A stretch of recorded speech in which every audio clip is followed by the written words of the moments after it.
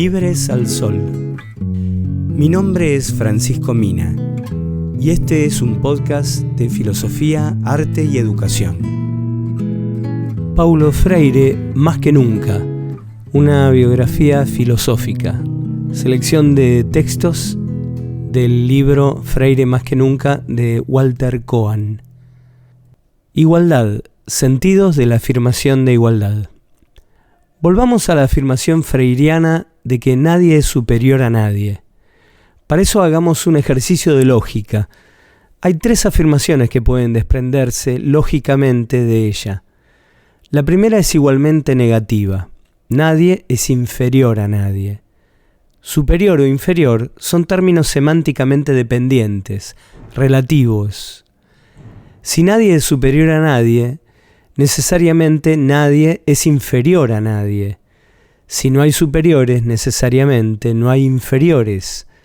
Eso es lo que parece decir Paulo Freire cuando señala las consecuencias negativas que ocurrirían si un educador o educadora se considerase superior a los educandos o educandas. En ese caso, los otros serían inferiores y nadie dialoga con un inferior ni con un superior. Solo hay diálogo entre iguales. Por eso, nadie se puede sentir superior ni inferior a nadie. La segunda proposición que se desprende de aquella es también negativa. Nadie es desigual a nadie. Y supone una especie de reunión de las dos anteriores.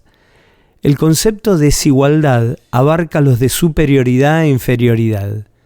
Esto es, la superioridad y la inferioridad son dos formas de desigualdad. Desde la lógica, si no hay superiores e inferiores, tampoco hay desiguales. La tercera proposición es afirmativa. Si no hay desiguales, entonces solo puede haber iguales. Así, la tercera proposición que se desprende de aquella primera de Paulo Freire, nadie es superior a nadie, es todos somos iguales. La frase expresa afirmativamente la igualdad, justamente lo que las otras tres resguardan negando, ya sea la superioridad, ya sea la inferioridad, ya sea la reunión de ambas, o sea la desigualdad. Vale notar que la igualdad no se opone a la diferencia, y sí precisamente a la desigualdad. De ese modo, todos podemos ser iguales y diferentes. Lo que no podemos es ser iguales y desiguales, superiores e inferiores. Y eso es justamente lo que Paulo Freire parece estar afirmando. Más aún, él coloca la diferencia como una condición de la igualdad, que puede ser pensada de la siguiente manera. Si no fuéramos diferentes, no habría necesidad de igualdad. En consecuencia, podemos afirmar entonces que el concepto de diferencia es lógicamente una condición del concepto de igualdad. Quiero decir, sin diferencia, la igualdad sería superflua. Y a la inversa de esa conclusión, vemos que la igualdad no es lógicamente necesaria a la diferencia. Podríamos ser diferentes y desiguales. Sin embargo, la igualdad es una condición política de la diferencia. Solo entre iguales es posible una afirmación políticamente deseable de la diferencia. Eso parece ser también sugerido por Paulo Freire. Solo quien considera al otro como un igual lo afirma como diferente. Paulo Freire relaciona esa afirmación con la diferencia de tratamiento para con los otros. Por eso podemos considerar el respeto por el otro como una medida de valor presente en la consideración del otro como igual. Lo que podemos desprender de la proposición de Paulo Freire y de las otras que he incorporado es que no habrá educación liberadora, políticamente justa, esto es, no se abre una política consistente para la educación, mientras que educadores, educadoras, educandas y educandos se coloquen arriba o abajo unos de otros. Para el educador o educadora hay una exigencia política de igualdad, nadie arriba, nadie abajo. Ninguna vida superior, ninguna inferior, pues cuando hay vidas superiores e inferiores, hay obediencia ciega, se siguen órdenes, se satisface, se premia, se castiga. No se piensa junto, no se dialoga, no se escucha. Paulo Freire da el ejemplo de un educador simplista que caricaturiza a sus alumnos de clase popular o del campo cuando cambia su lenguaje para adecuarlo a las posibilidades de comprensión de sus alumnos. En ese caso los coloca en un nivel de capacidad inferior, los subestima.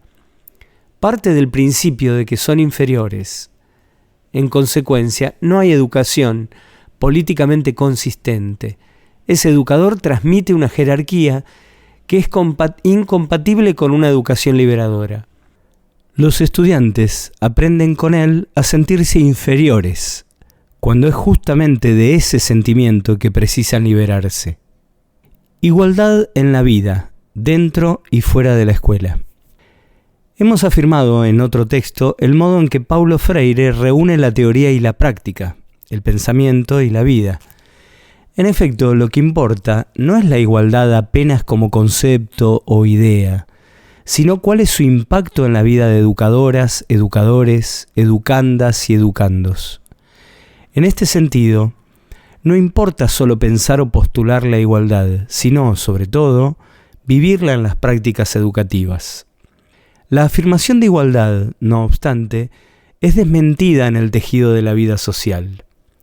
Es evidente que de hecho no somos todos iguales en nuestras sociedades, que algunos están arriba y otros abajo, que algunos pueden más que otros, por lo menos en determinados sentidos, como el social, el cultural y el económico, en los cuales, en el sistema capitalista, hay claramente inferiores y superiores. También las instituciones escolares parecen desmentir aquella igualdad. Algunos ni siquiera consiguen entrar en ellas, o son expulsados enseguida. Otros pasan por ellas con éxito desde el inicio hasta el final, en la edad oportuna, algunos, muchos más rápidamente que otros. Así las cosas, ¿qué es lo que significa afirmar que todas las vidas son iguales, o que ninguna vida es desigual, como principio de una política afirmada en la educación? ¿O en qué sentido es necesaria y posible la igualdad como principio de una política para la educación, cuando nuestras sociedades y sus instituciones educativas explotan de desigualdad? ¿Se trataría de una afirmación romántica, idealista? La igualdad puede de hecho ser pedagógicamente practicada, vivida, en una realidad cargada de las más diversas desigualdades como la nuestra. ¿En qué sentido? ¿De qué manera? El principio de igualdad significa, por un lado, que en la relación pedagógica, las desigualdades que operan fuera de ella están suspendidas o interrumpidas. La relación pedagógica se puede dar en un marco institucional o fuera de él, en un plano informal, pero la suspensión de las desigualdades es exigencia de una política apropiada para la educación, sea cual fuere el marco en que ella acontece. Eso significa que si quien enseña y quien aprende no se posicionan como iguales en tanto participantes de esa relación de enseñanza y aprendizaje, la fuerza política de su práctica educativa se ve significativamente afectada.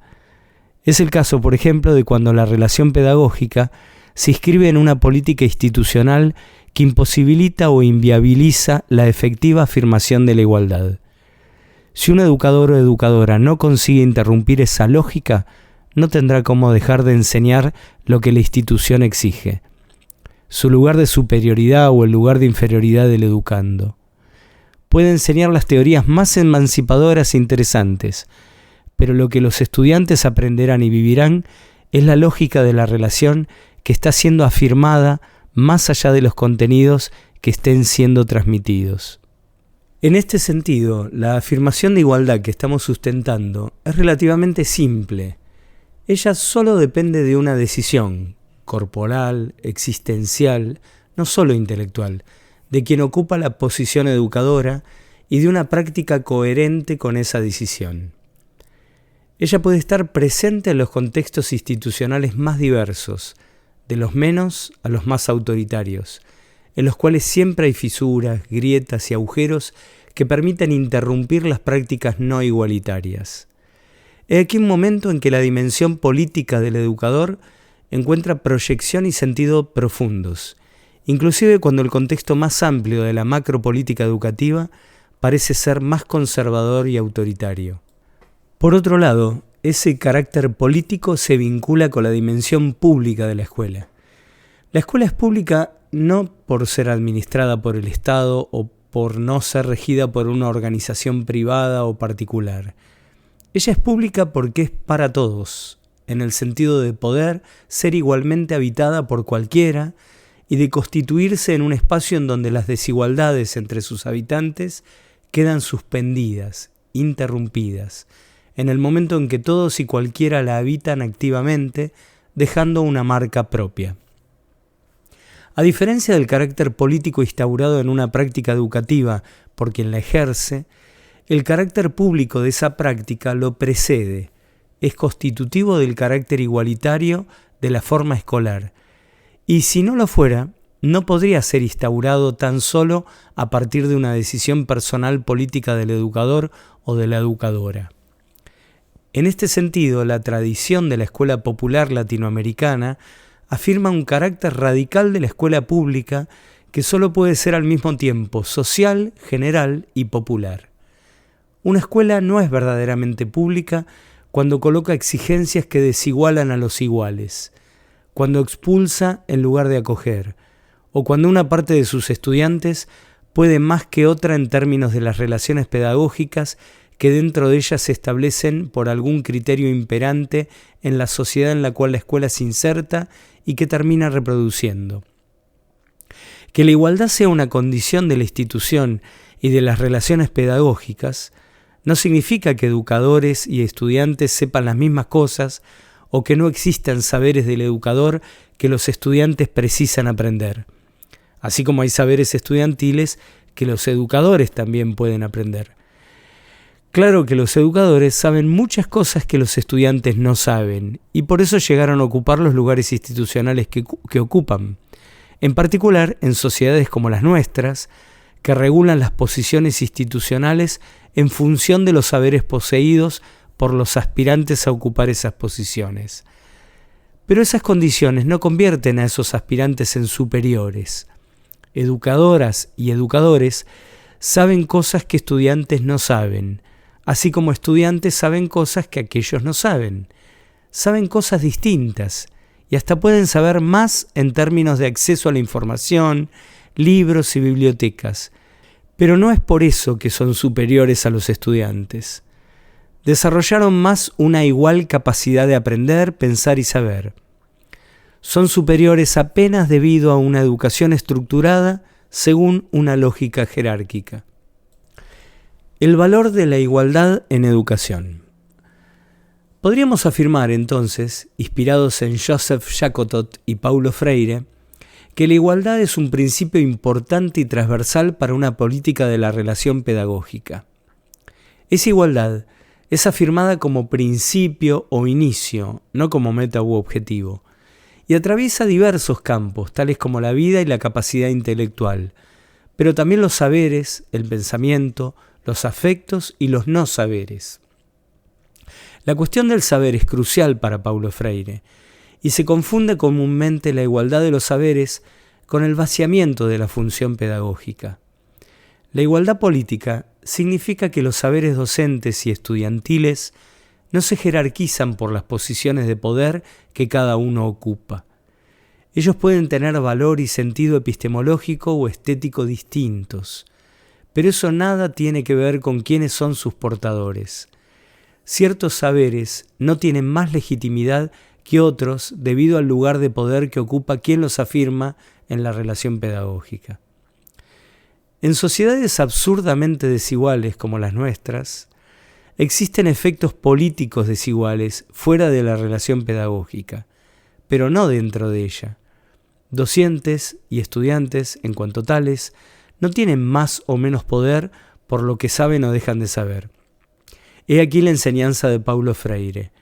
Para enseñar y aprender de una forma dialógica, todos los saberes merecen ser oídos e igualmente atendidos, puestos en diálogo en un mismo nivel. Y es justamente en ese diálogo que un educador enseña y aprende, reconstruye sus propios saberes a partir de los saberes de sus educandos. Como Paulo Freire afirma en los fragmentos que incluimos como epígrafes de este capítulo, la necesidad de postular la igualdad nace de la constatación de las diferencias entre todas las formas de vida. Si no fuéramos diferentes, la igualdad sería innecesaria, pero nuestras sociedades han hecho de las diferencias desigualdades. Es la desigualdad la que se opone a la igualdad, no la diferencia. Son las desigualdades las que inhiben una relación pedagógica dialógica, no las diferencias, que al contrario la alimentan y la potencian cuando se asientan en la igualdad. Paulo Freire enfatiza mucho la cuestión del saber en una perspectiva emancipadora de la educación.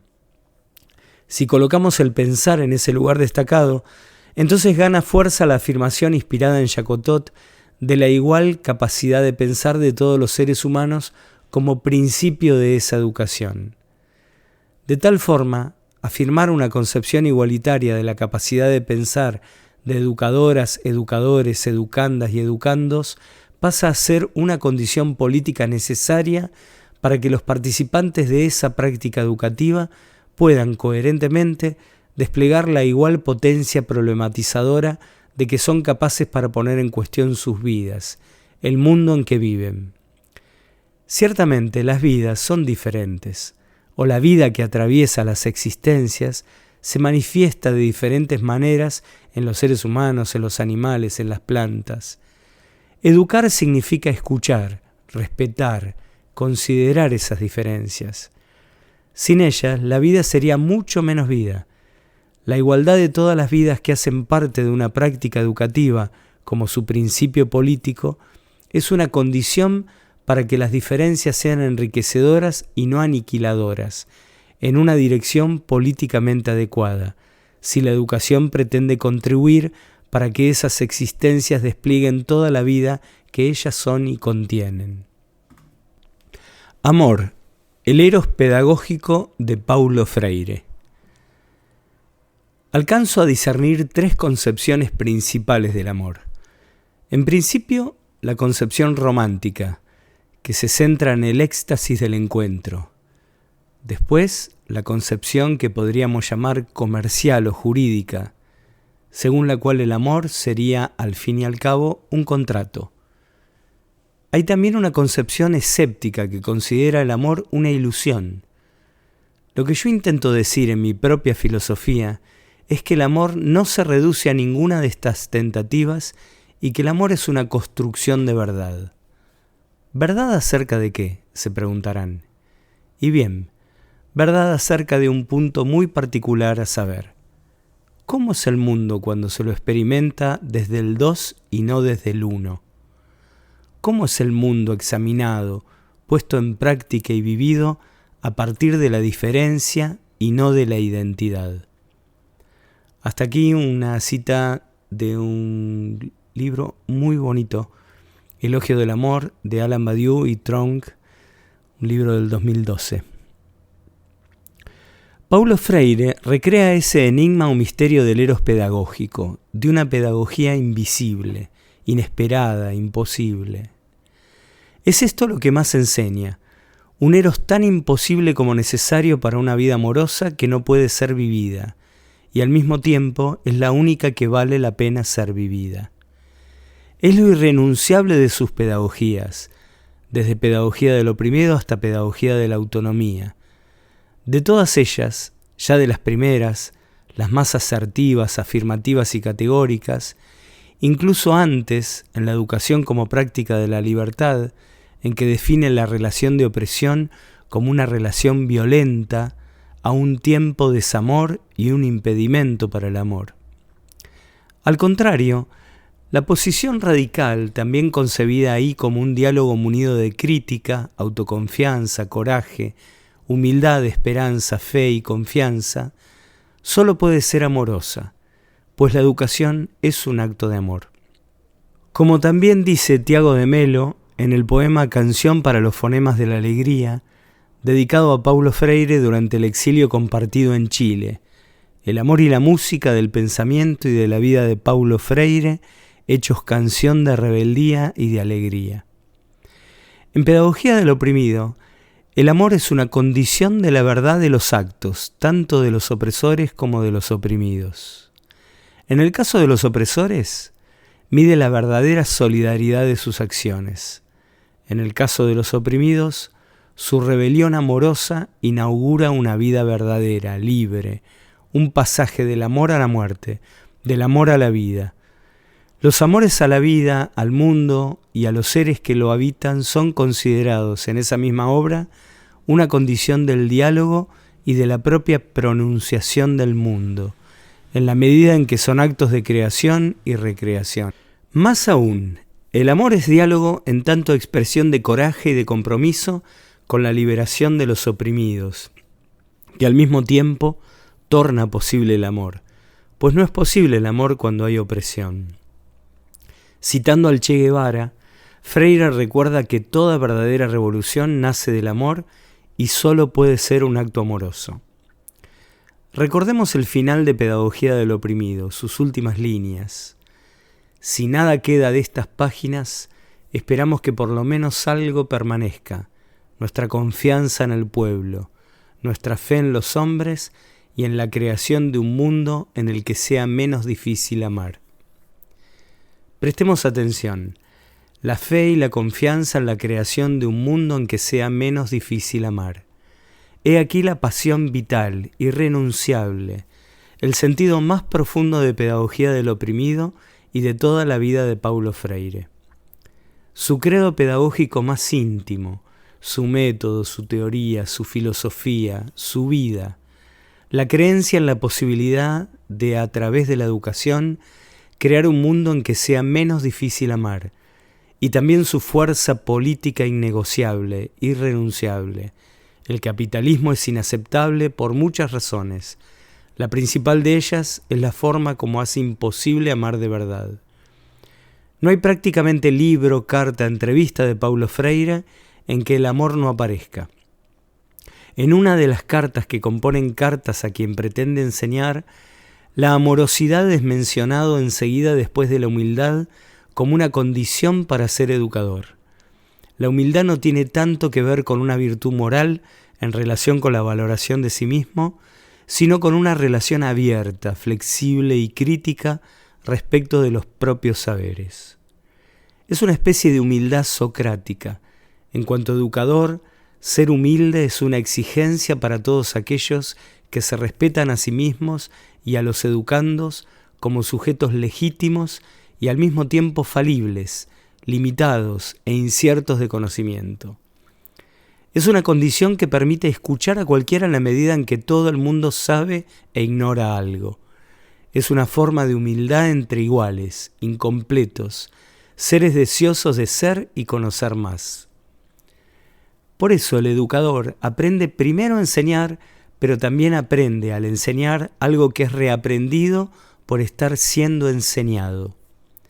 Eso muestra que la relación entre enseñar y aprender es compleja y multidireccional.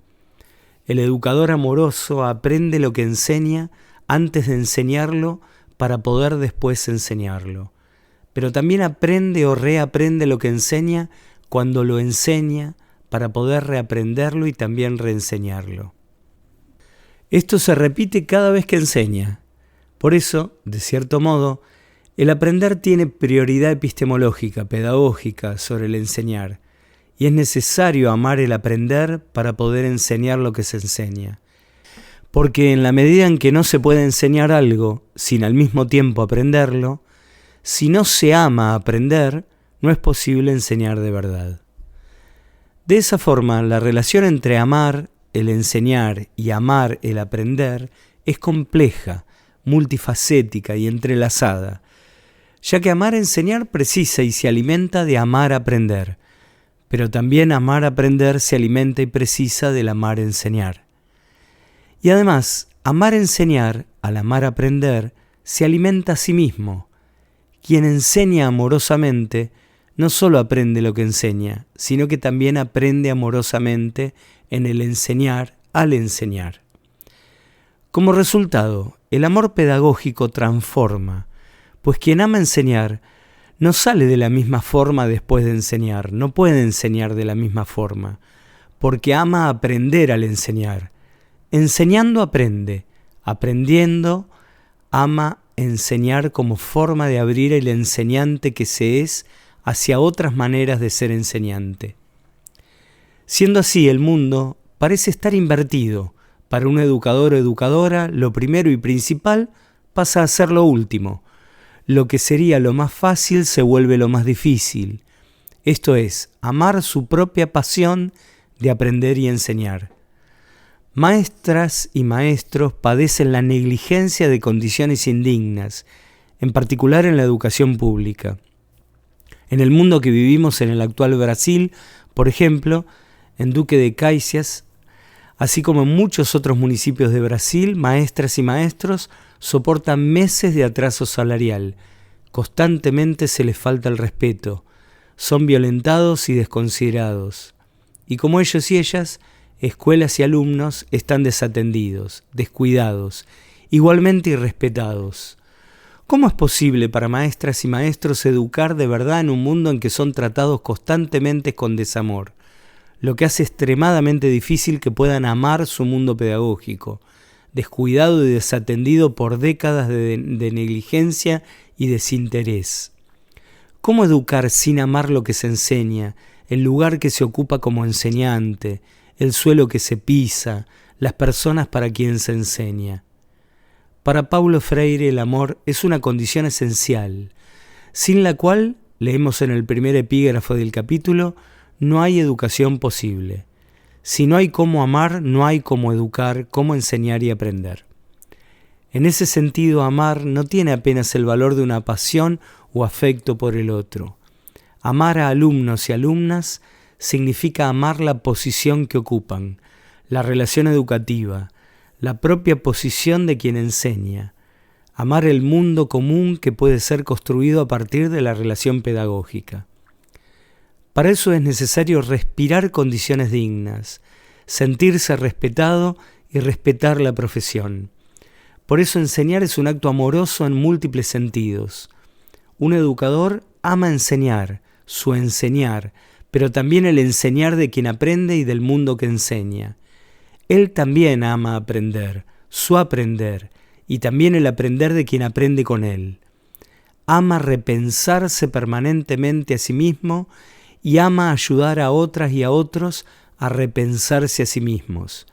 Ama también mostrarse con apertura, disponibilidad, curiosidad, falta de certeza, y ama la curiosidad de otros y otras. Amar, saber, saber amar. Educar es un modo de amar, y si la educación está en crisis, también la relación de amor está en crisis. Se corresponden. No se trata de buscar atractivos para los estudiantes o flexibilidad en el maestro para dar vuelta el sentido de una relación que se pierde y se confunde. La narración del saber se hace voz del saber, no es la reflexión sobre sí, ni una autobiografía. Se trata de hacerse reflexivo, voz en que el otro, la otra que aprende, se refleje, mirándose dentro de sí como es mirada por la voz que escucha. Bueno, un pequeño texto de Giuseppe Ferraro, un filósofo italiano. Es ese el saber amoroso de una maestra que filosofa, inspirada en el amor socrático y freiriano. Esa maestra sabe del amor en el sentido de alguien que sabe amar. Afirma una pedagogía filosófica en la que vive el amor que sabe. He aquí el significado profundo de la palabra filosofía. Nos dice Giuseppe Ferraro. Se acostumbra a traducirla como amor al saber, filosofía. Pero en verdad podría ser también traducida como saber del amor.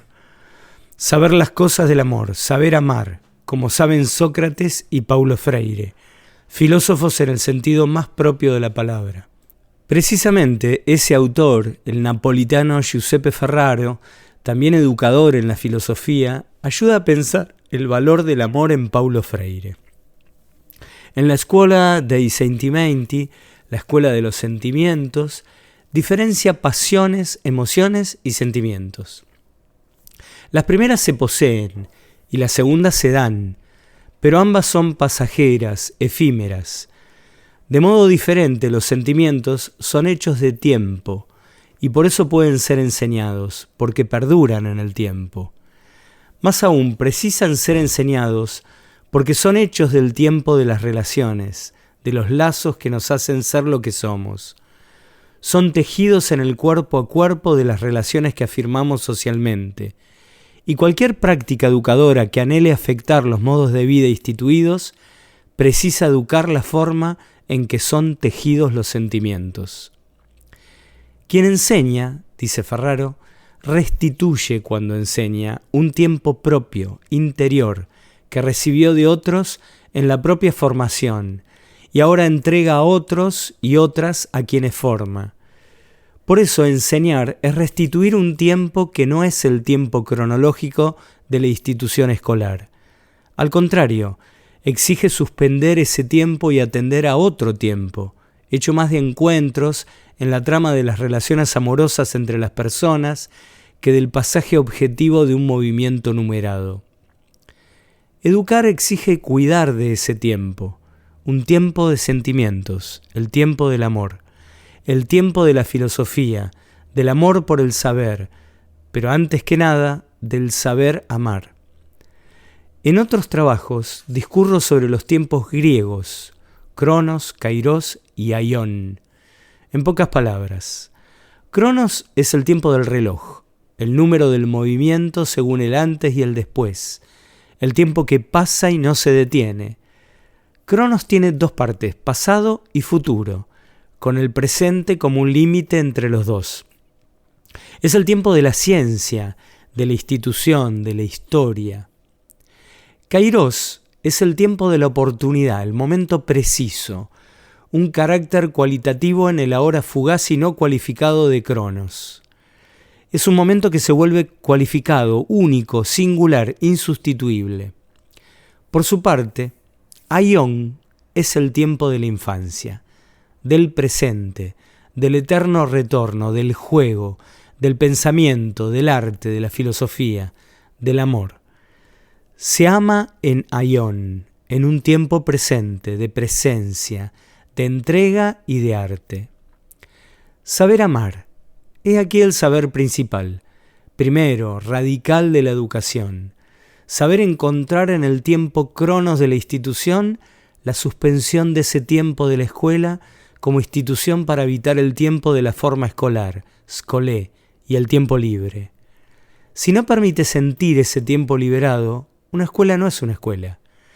Puede formar inclusive los mejores ciudadanos, los que una sociedad necesita o desea, pero no hace lo que una escuela hace desde que hay escuelas, esto es, suspender el tiempo social para que los que la habitan puedan encontrar su propio tiempo para pensar el mundo que habitan.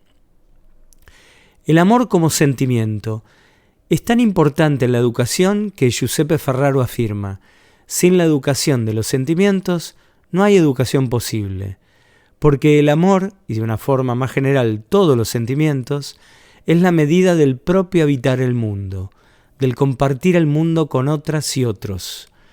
Los sentimientos nos ofrecen el tono, el ritmo, la medida de la propia vida. Podemos aprender las letras, a leer y escribir, lo que sea de cualquier disciplina, matemática, historia, geografía, lo que sea. Pero si no aprendemos a habitar de modo propio el sentimiento de las relaciones que nos habitan, ¿qué es lo que podemos hacer de significativo y vital con esos saberes aprendidos?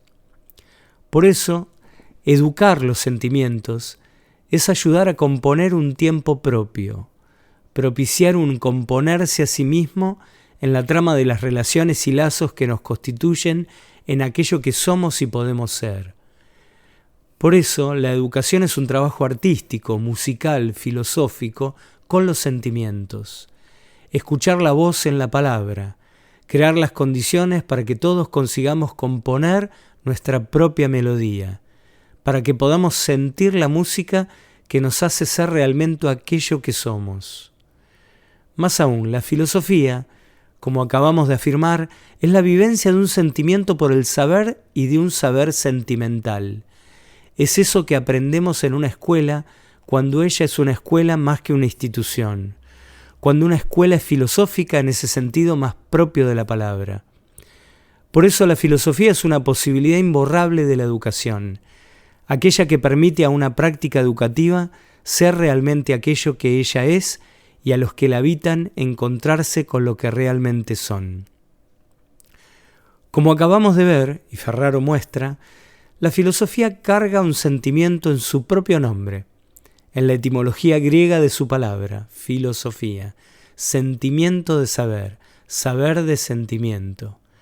Cuando se educa en filosofía, no se sabe, se siente el saber.